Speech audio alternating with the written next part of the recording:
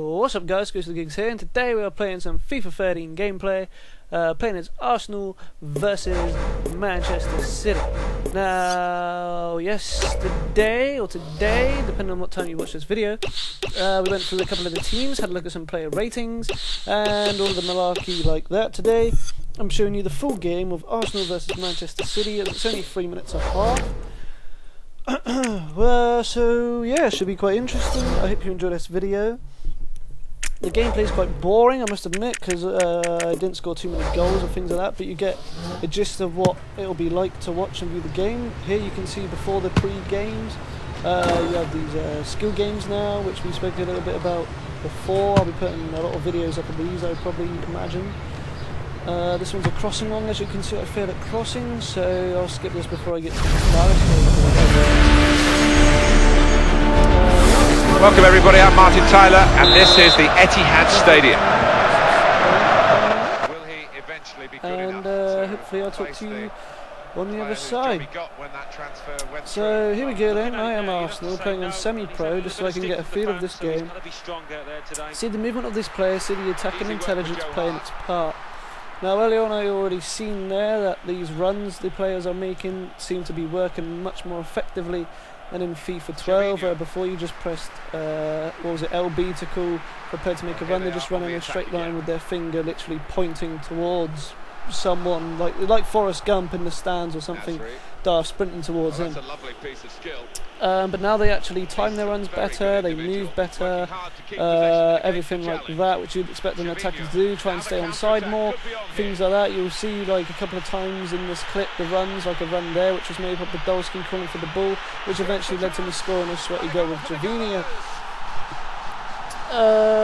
Yeah, so these player ratings and new ratings, this game, with these live seasons now having an effect. Whether they have an effect on head-to-heads as well, I'm yet to hear anything about that, which will be interesting to know.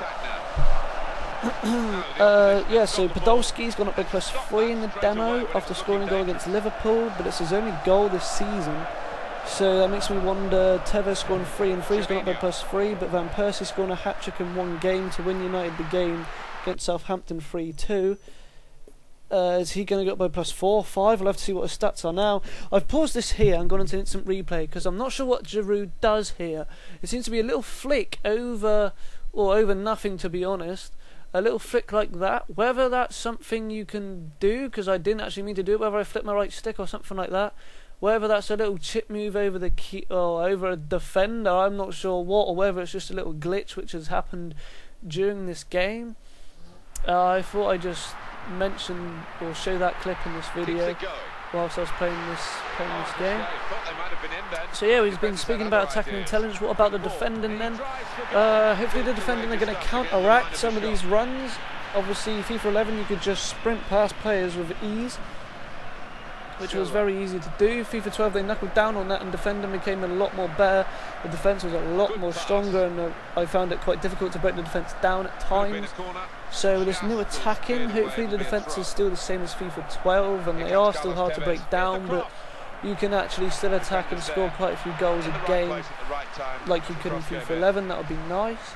First touch ball control, there are a few moments in this where we take some heavy touches. I know Chamberlain does, I'm not sure if that's first half or second half, but he takes a touch whilst he's sprinting, heavy touch on the ball, gets a shot away, but he did save at the end. You'll see that clip a little bit later on. Free kick here then. I didn't choose to move the ball much or anything, I decided to play as the keeper. Good shot on target, probably would have gone in if I wasn't controlling the keeper. New features with the walls actually, you can shuffle the wall forward. You can take players away from the wall to mark a player or to follow a player making a run. Things are obviously you can make the wall jump. If they jump too early, the wall can reform itself. Little sneaky tactics like that, which I think are a really good thing, a good feature into the game. Obviously for the attacking wise from the free kick, there are now these set pieces you can now do, tactical free kicks I think it's called.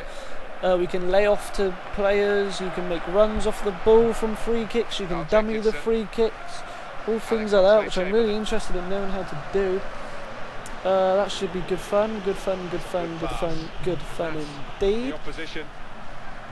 So yeah, so right now you're seeing Mikel Arteta bursting his ass down the wing into Giroud.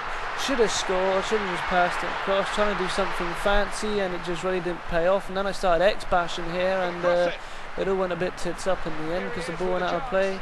Because Podolski can't do shit with that. So yeah, I hope you're enjoying this gameplay. Some of the games I believe I should make a little bit more competitive, get a real feel for the game, playing on sort of the world-class legendary settings, actually get a proper decent game of FIFA in before the real thing actually does come out. Spoken previously on later videos I'll be making. I'm going to be making videos on all of those free packs I'll be getting. Well, I say free packs, but on the Ultimate Edition game which I pre-ordered in the past week or so. Hopefully get some good players in that. I doubt I will because I never do, and it's Microsoft doing all this crap in EA, and obviously they want to make their money, so they're going to give you a load of jack shit most probably.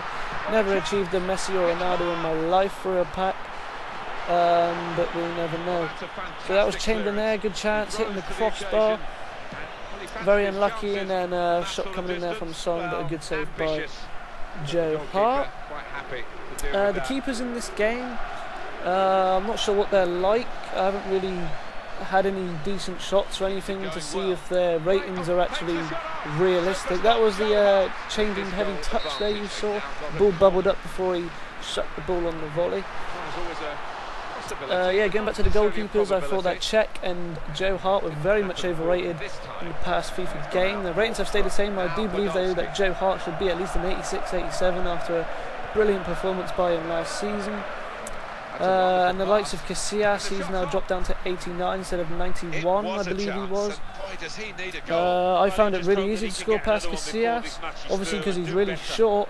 Top corners and that were not a problem. I could easily score past him, but against Joe Hart and Cech, I struggled to score past these two goalkeepers. After that big fail by Giroud you saw then, attempting a bicycle kick, I thought I'm going to make a substitution here. I'm sorry Arsenal diehard fans, you know you hate this player, but I thought I'd give him a run. At least he can run on a game instead of running in real life. And I'll probably surprise you in a minute.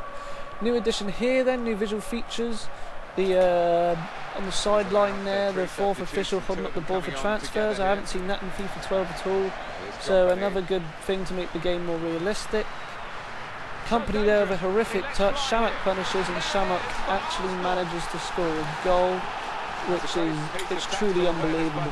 It really is unbelievable, but nevertheless, Shamak is on the score sheet.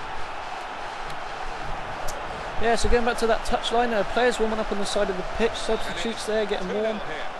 If you make a substitute and you go to sub 1, you do not see that player running up and down the pitch warming up. It's just like a couple of players, 3 or 4 players down there warming up. You may not even bring them on, but it's just a new addition to, because obviously that's what happens in real life. Players warm up on the side of the pitch, so they thought, do you know what guys, we're going to make players warm up on the side of the pitch this year, which is pretty decent. Player faces and the graphics on this game has improved. You can tell that there is a difference slightly, but I don't think it's as big as a change as what we've seen from FIFA 11 to FIFA 12. I think that's the biggest change we've seen, especially with the player impact engine. But you certainly can tell that there is a difference in the gameplay, the way the skill dribbling now works.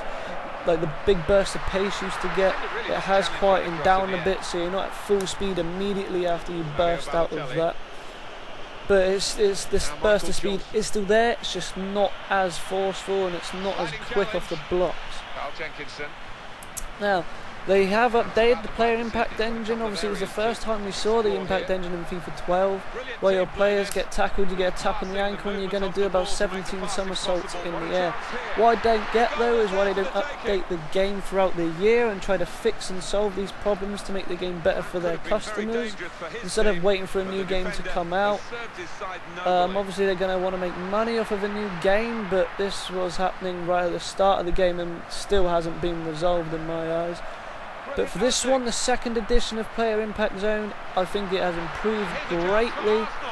Actually making tackles the players do seem to react in a more realistic fashion instead of doing 20 flips.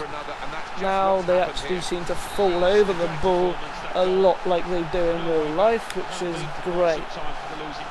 So we're coming to the end of this video then. I know these past 2 videos it's just been me talking my ass off, trying to find things to talk about.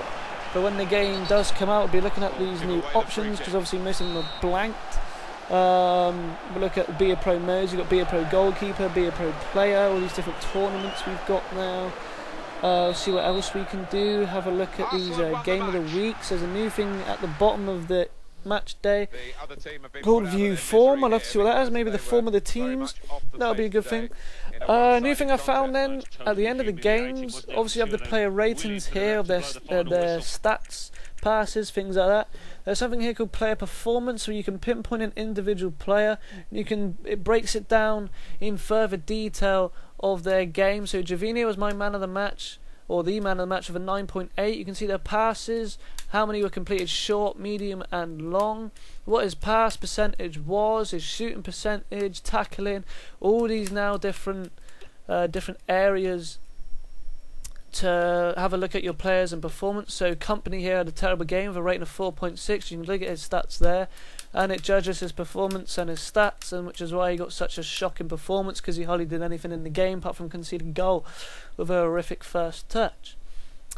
So this is the end of this video. I hope you've enjoyed the gameplay. I'll be playing with new teams. I'll be uploading a goals montage very shortly. I'll be getting that together, so please like and subscribe to me for more videos, and I'll see you for the next video. Thank you very much, and goodbye.